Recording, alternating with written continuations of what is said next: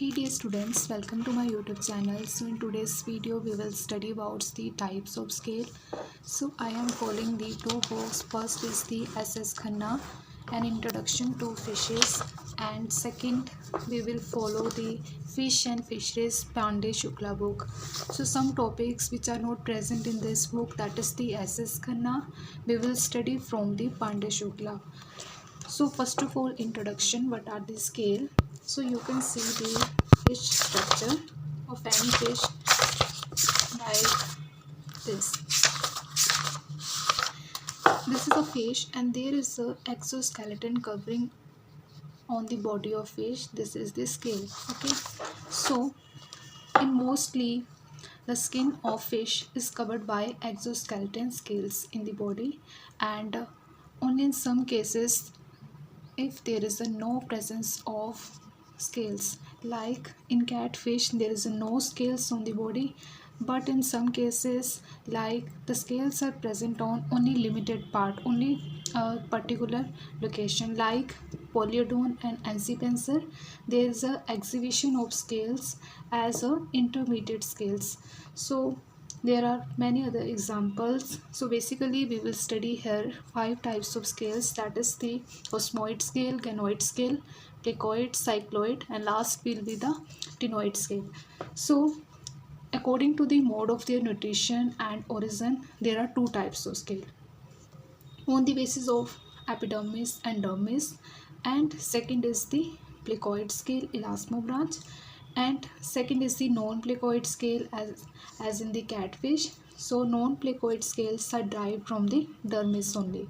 So basically scale is the derivative of integument as in the telost. So structurally the scale is classified into the 5 types as earlier discussed, that is the cosmoid scale, ganoid scale, placoid, cycloid, and ctenoid scale. Okay, so let's start with the first one, that is the cosmoid scale.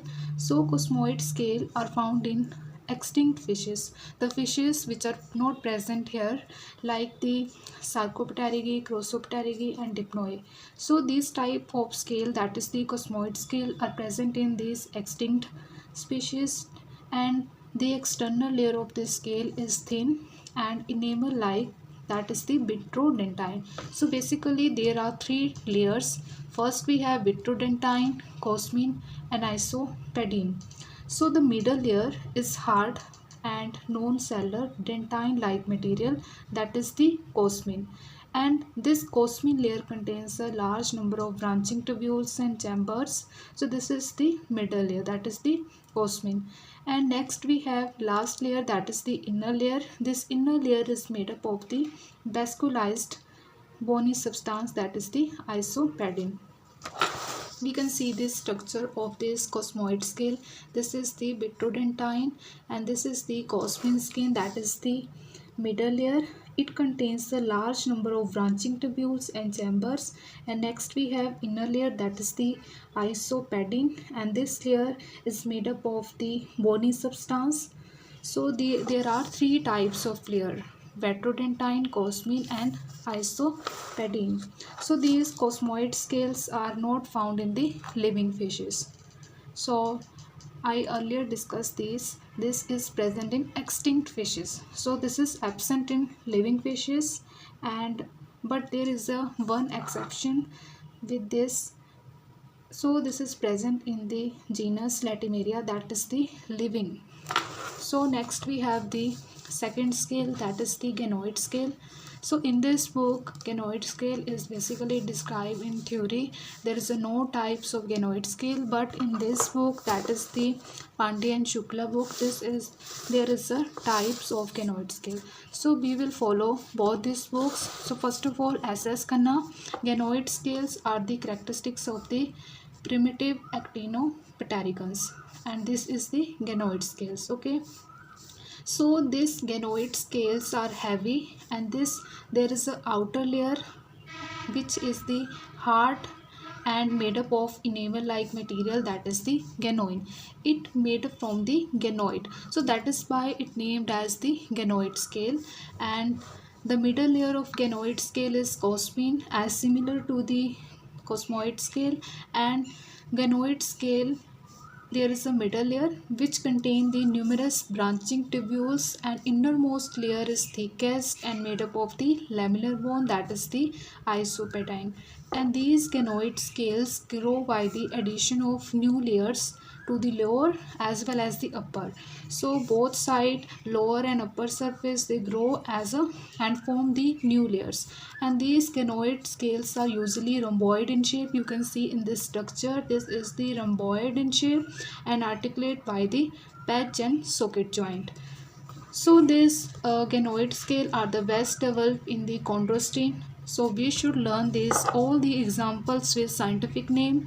So the first letter of genus should be capital and the species with the small letter, and it should be underlined. So the ganoid scales are present in chondrostine, Ansipenser, and if we talk about the Ansipenser, so there are a large isolated bony circuits and present in 5 longitudinal rows at the place where is the greatest wear and tear. Another important example, that is the Lepidosteius. So in Lepidosteius fish, the scales are hard, polished rhombic plates and fitting edge to edge. So in Lepidosteius, the forming of armor and the scale of this fish have lost the middle cosmin layer. So this is the important fish because there is an absence of middle cosmin layer. So due to the absence of this layer, there is a reducing due to their thickness and rigidity. And other examples like amia scales are thinner and do not possess the ganoid scale. So in amia there is absence of ganoid layer, and in Lepidosteius there is an absence of cosmin layer. So due to the absence, there is a reducing their thickness and rigidity. Okay, so in this book, that is the SS Karna, there is a no types of ganoid scale, but in Pandey Shukla book there is a divided into two types. Let us discuss ganoid scale. So there is a basically two types of ganoid scale. So first, that is the placoid scale. So these types of scales are found on primitive and extinct actinopterygons and on the chondrostines. And other example, that is the polypterus. So some characteristics of this scale. So the layered bone isopadine is present in this, and spongy bone is absent. Cosmin layer is reduced, and cosmin layer is the hard multilayer ganoid, which leads to the sheen, which leads to the formation of sheen to the scale. And second type of the ganoid scale is the lepidosteidoid scale. So these types of scales are found in chondrostines like the Lepidosteius and the spongy bone cosmin layer, both are absent. Therefore, the ganoid contains the many tubules, and such scales are ranged closely together like tiles on a floor in a diagonal rows. So this is the like the you can see in this structure, this is a like tiles on the floor, and therefore it is a ganoid shape and rhomboid shape, and that is why it is called the ganoid scale. Okay, so next we have the placoid scale. So placoid scales, or we can say the dermal denticles. So this is the main characteristic scale of the sharks. Okay, so shark is the main example of placoid scale. We will also discuss the development of this. So in sharks there is a presence of placoid scale. So in shark you can see the structure. It has the disc-like basal plate, which is invented in the dermis part of the integument, and there is a spine like the leaf projecting out through the epidermis. So in this structure, a placoid scale resembles a tooth. Okay, so the spine has an external covering of the enamel like hard transparent material, that is the vitrodentine, and this is the layer of the dentine enclosing a pulp cavity. So this is the main example of placoid scale, that is the shark. Next we will see the development. The center of basal plate, you can see in the structure, the center of this plate is performed by the aperture to provide the entrance to the blood vessels and nerves from the dermis, and this scale is closely set but do not overlap each other. So next we have the development of placoid scale. So it is double by the multiplication of dermal cells. So when they multiply, they accumulate at different points below the stratum, that is the Malphizian layer. You can see in this structure. So in this there is a multiply of the dermal cell and accumulate at the Malphizian layer, or we can say the stratum layer or germinating layer. So these dermal cell form a papilla. This is the papilla in the structure. Okay, so this layer after the accumulation form the papilla, which grows upward by the growth of these cells. It push the Malphizian layer on the upper side and with the strongly, and the cells of these Malphizian layers become the columnar and glandular shape and form the enamel organ. You can see this is the enamel organ of the placoid scale, and the cells of Malphizian layer become columnar and glandular, and dermal papilla assume the shape as the basal plate and spine. So the cells of the surface of papilla, there is a cells on the papilla form a distinct layer, and this is called the endoblast. This endoblast form the distinct layer.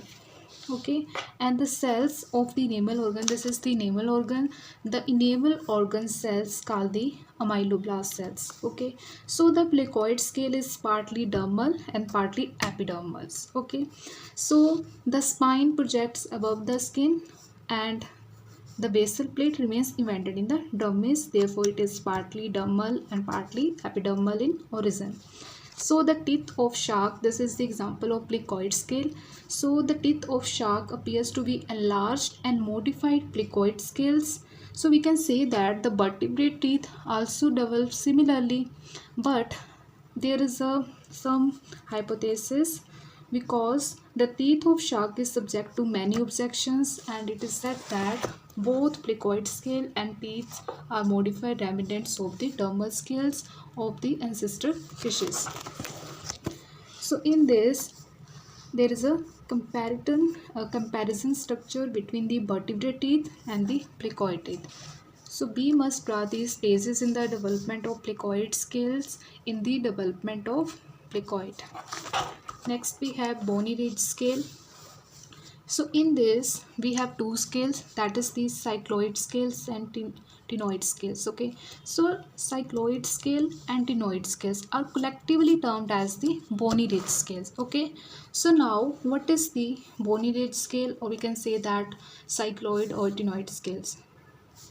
So there are number of majority of telostine fishes which are thin, flexible, transparent structure due to the absence of first and middle layer. So in other scales like the Cosmoid, ganoid, we saw here three types of layer, that is the vitrodentine, cosmine and isopedine. Okay, but in case of bony ridge scale there is the absence of first and middle layer. Okay, so these layer exhibit the characteristics of ridge. You can see in this structure there is a presence of ridge that alternate with the groups, and generally the ridges are in the form of concentric rings. Okay, so the central part of the scale is called the concentric rings, and this central part is formed from the focus, and it is the first part to develop, and the origin and development of both these types of scales are similar, that is the in case of cycloid and ctenoid scales. So firstly we will discuss about the cycloid scale. So this is the structure of cycloid scale, where there is a presence of radii, circuli, focus and chromatophore. So in case of cycloid scales there are thin, roughly rounded in shape, and wing thicker in the center. In the center there is a thicker origin of rings, but on the surrounding there is a roughly. Okay, so this towards the origin there will be a thinning, and they are found in number of fish. We have many examples like lavio, catla, telostine, barbus. So the part of this scale which is exposed in view of in situ condition, that is the posterior area, generally show the less distinct ridges. Okay, so this is all about the cycloid scale. Next we have the last, that is the ctenoid scale. So ctenoid scales, as earlier discussed, it is also the circular, and it is collectively called the bony ridge scale. So it can be distinguished from the cycloid. How we can distinguish the ctenoid scales from the cycloid scale? So in case of ctenoid scales, there are more or less serrated free edge, first point, and second, there are several spines in case of ctenoid scale, and there is a number of fishes with spiny red fins. Okay, so there is a intermediate types between the cycloid and ctenoid scales found in different parts of the body.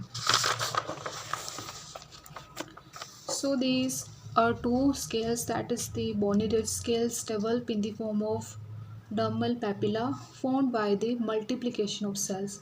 The epidermis of this does not part in the formation of the scale as in case of placoid scales. So dermal scales in case of placoid scales have great role, but in case of bony ridge scale there is a does not take part in the formation of these scales. So these types of scales generally formed first as the caudal peduncles, so then it spread to the rest of the body. So the papilla first secrete the central part of the scale or focus, then the ridges deposited on the groin scale. So this is all about the types of scale. Next we have some modifications and variations, like in case of sharks, jaw teeth in the sharks and regarded as the modified scale. And another example, the teeth forming the saw of testis and stink of stingray are modification of scale. So there are many examples, you can study it and add it in your question. So like the tail in surgeonfish. So there are many examples. Next we have uses of scales. So basically the scales should help in the separating the orders and families, and it help to recognize the same species. Next is it is the source of information about the fossil fishes. And third, uses of scale, it useful in studying the food habits of various animals, especially our fishes.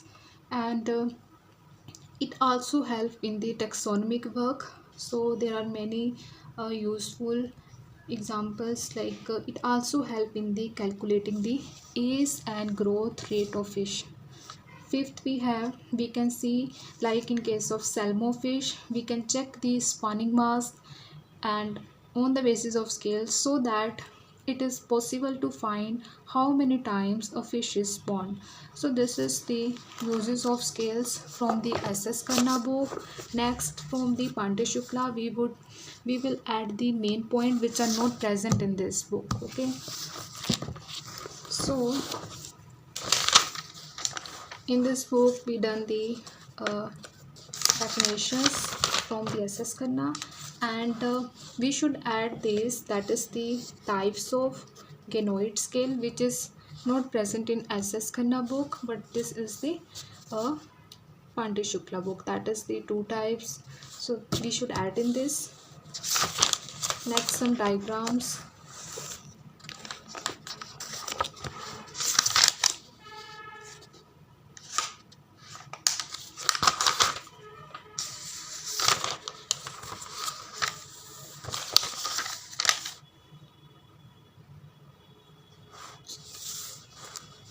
So B must add these types of scales, that is the ganoid scales, and some structures. The remaining all are present in the SS Khanna book. Okay, so we just follow this, that is the SS Khanna book, and just add the types of the ganoid scales from the Pandya and Shukla. So that's all about today's video. I hope this video will helpful for you. Thank you.